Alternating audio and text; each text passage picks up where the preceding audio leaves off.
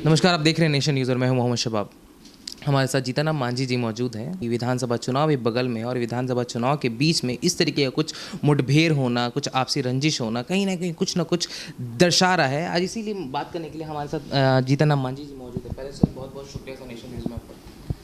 धन्यवाद आपको। सर विधानसभा चुनाव हो रहा है सर, और महागठबंधन का सर क्या कुछ नज़ारा निकल कर सामने आ रहा है सर? बहुत थोड़ा सा सर उथल पुथल हर चीज़। कोई नज़ारा नहीं है, सब यूजुअल है और एक ही टारगेट हम लोगों का है कि एनडीए गवर्नमेंट नहीं आवे और देश के नागरिक सुख रहें, खुशी रहें और बिहार के जो मजदूर बाहर जैसे गए हैं उनको रोज़गार मिले।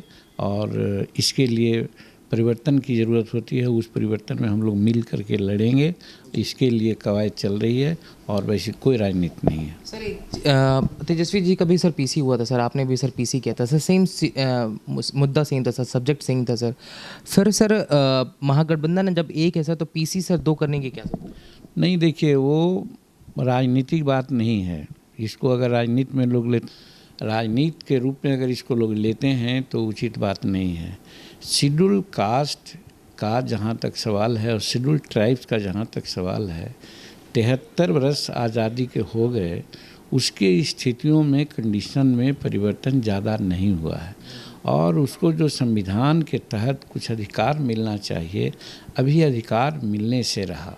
इसके लिए समय समय पर कुछ लोग गोलबंद होते हैं, तो वही प्रक्रिया अपनाई गई और हुआ कि भाई हमारा आरक्षण पर आज धावा बोला जा रहा है, इस मायने में कि सरकारी क्षेत्रों में आरक्षण होता था लेकिन सारा क्षेत्र में जा रहा है, निजीकरण हो रहा है, तो आरक्षण वर्चुअली ख़त्म होगा। प्रमोशन में आरक्षण के लिए बात चली, क्वांटिफाइबल डाटा तैयार करके देना चाहिए, वो सरकार नहीं दे रही है। निजी क्षेत्र में आरक्षण की बात हम लोग किया था, बाबा साहब ने कहा था, नहीं हुआ। जुडिशियरी में आरक्षण होना चाहिए था, बाबा साहब ने भी कहा था, नहीं हुआ। उन्होंने कहा था कि अखिल भारतीय न्यायिक सेवा आयोग का गठन होना चाहिए, उसी के माध्यम से अनेक काम होना चाहिए जजशिप में, वो नहीं हुआ। ये सारे चीज़ ऐसे हैं जिसके चलते शेड्यूल कास्ट की स्थिति आज खराब है। तो जो भी दिमाग में बात आती है तो उसमें सभी पार्टी के लोगों को, सभी दल के लोगों को, सभी जाति के लोगों को, विधानमंडल के जो लोग हैं उनका एक कमेटी बनी और आगे काम चला। इसी बीच में पार्टी के आधार पर कुछ लोग दूसरे पार्टी की बात हो गई, राजद की बात हो गई, वहाँ मीटिंग कर रहे थे, तो मीटिंग किए होंगे। अभी मैं नहीं समझता हूँ कि वो कोई अन्यथा बात करेंगे, लेकिन यदि अन्यथा बात करेंगे तो हम ये ज़रूर समझेंगे कि शेड्यूल कास्ट के हित में जो बातें होती है उसमें अगर कोई व्यवधान डालते हैं तो मैं कह सकता हूँ कि शेड्यूल कास्ट के हित ऐसी नहीं है। तो क्या लगता है सर, जो वहाँ पीसी हो रहा था क्या शेड्यूल कास्ट के लिए सर काफ़ी नहीं था वो? अब पीसी हो रहा था ना हो रहा था उससे हमको कोई मतलब नहीं और न हम जानकारी लेने का प्रयास किया। सिर्फ और सिर्फ यही है कि एक हिंदुस्तान की जब आज़ादी की लड़ाई हो रही थी तो उसको जात धर्म का मामला नहीं था, एक मुद्दा था आज़ादी।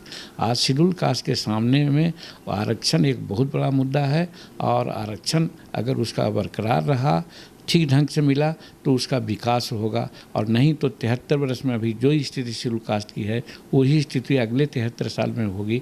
तो कोई भी जो दूरदर्शिता है, फॉरसाइटेडनेस जिसमें है, वो ज़रूर कोशिश करेगा कि साहब हमारा समाज आगे बढ़े।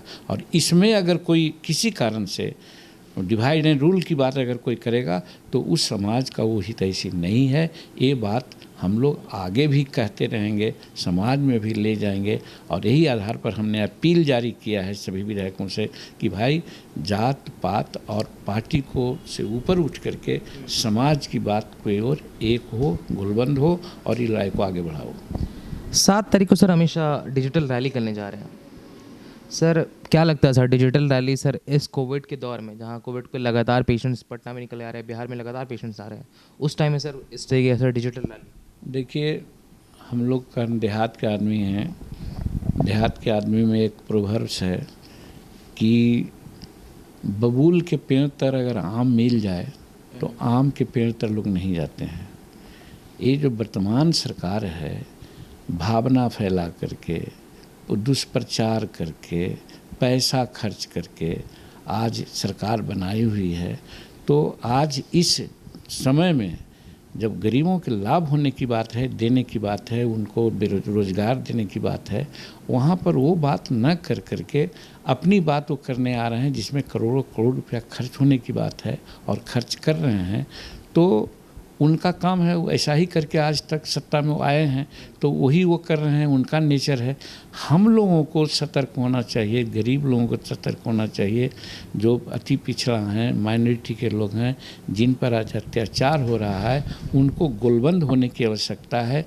हम उनका आलोचना नहीं करेंगे, उनका काम है वो कर रहे हैं, लेकिन उससे हम लोगों को लेसन मिलना चाहिए और हम लोगों को सतर्क होना चाहिए कि उनकी बात को हम सुने नहीं।